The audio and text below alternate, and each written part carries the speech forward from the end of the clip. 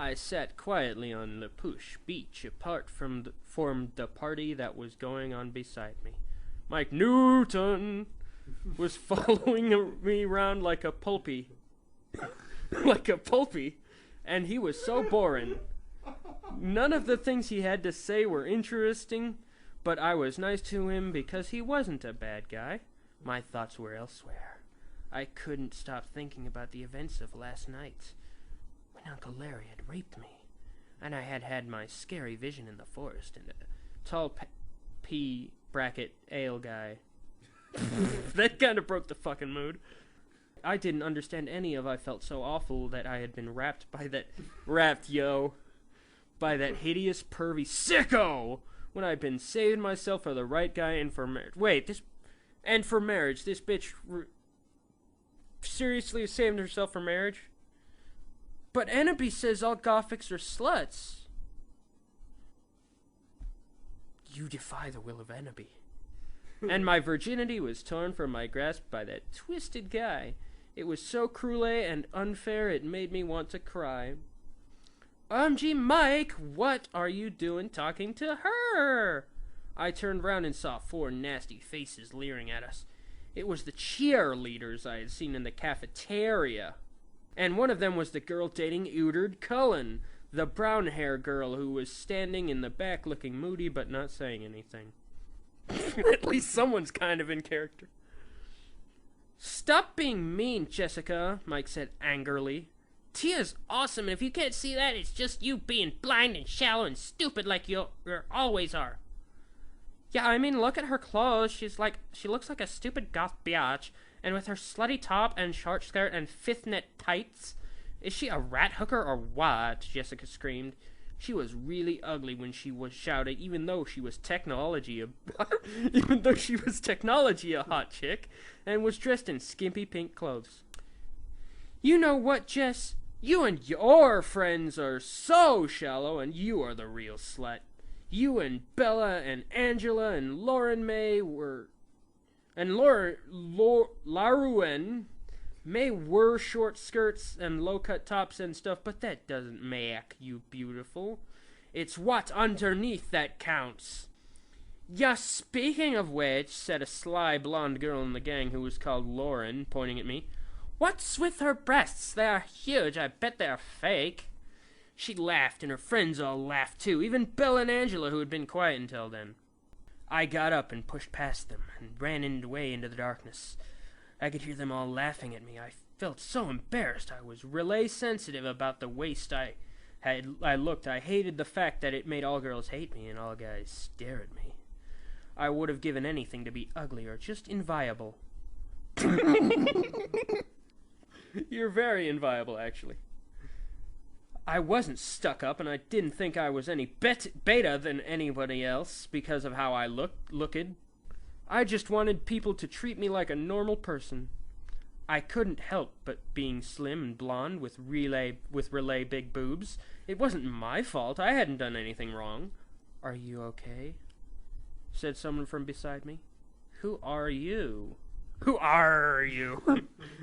I asked. Three really pretty goth girls were standing there smiling at me, and I smiled back. But you're goths. Why are you smiling? You should be all depressed and shit. We are Tiffany, Abigail, and Rochelle. You seem cool. Do you want to be our friends?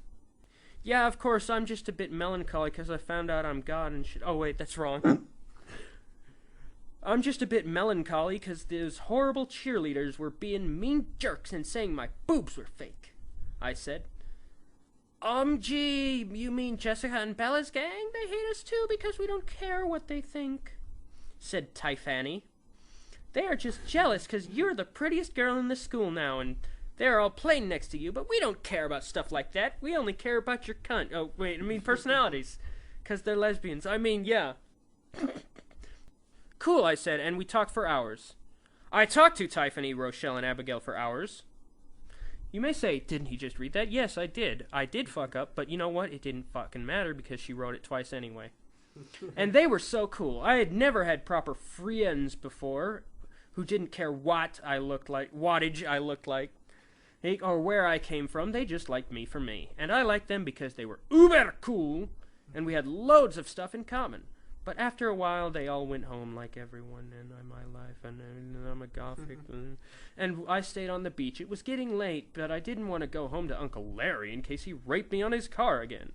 Suddenly, I heard a voice from behind me. "Well, Tia, thou seem to be causing quite a stir at school." His voice was smooth and sexoy and from another time. "Edward." "What do you mean?" I demanded. "Basically, every gay at school wants to have sex with thee." Derp, no." "And every girl wants to eat thee alive." "Oh, yeah." For it. "How's that for causing a stir, m'lady?" He smiled and kissed my neck. "Shut up, jerk. BTW, I met your girlfriend before. Bella, I think her name is. I don't like her or anything. But how the hell can you cheat on her like that and kiss me how you did? It's sick. You're a cheating bastard, and I should tell everyone. Tiffany told me you and Bella are like the school's golden couple or something. Wattage would happen if I told people how you acted in that corridor with me." "OMG, sweet lady, thou must not tell anyone," he screamed. "It was a moment of madness, that's all. I'm so sorry for whatage happened. I hope thine can forgive me, but I've promised myself to Bella, and that's just how it is, no matter how much thou interests me." "Fine, then stay away from me," I shouted as I left to go home, but he followed me and grabbed me and pushed me down on the grind. I was burning with anger and fury, but I wanted him so deathly, I didn't even try to resist him. He knew how much I wanted him, and it drove me mad. He put his hands inside my panties, and I gasped. I was suddenly desperate to sex with him. And I tore my clothes off, and I was in my underwear. I took off my bra, and I showed him my naked, heaving beasts. I think they're dogs. Rabid dogs. "Have sex with me now, Edward," I whispered. "I can't," he said, although his body was on top of mine and his fingers touched my nipples. "Please, I'm begging you," I said, hating myself for being such a dirty whore, but unable to control my burning desire. "No!" he shouted and ran away crying.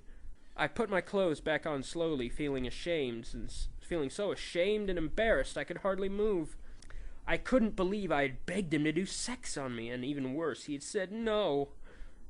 I went home, and Uncle Larry made me cook his dinner and suck his cock while he ate his food and raped me, and hit me with a shoe all night long, and I didn't even complain, because I felt like I deserved it for being such a horrible slut, even though it made me want to die inside.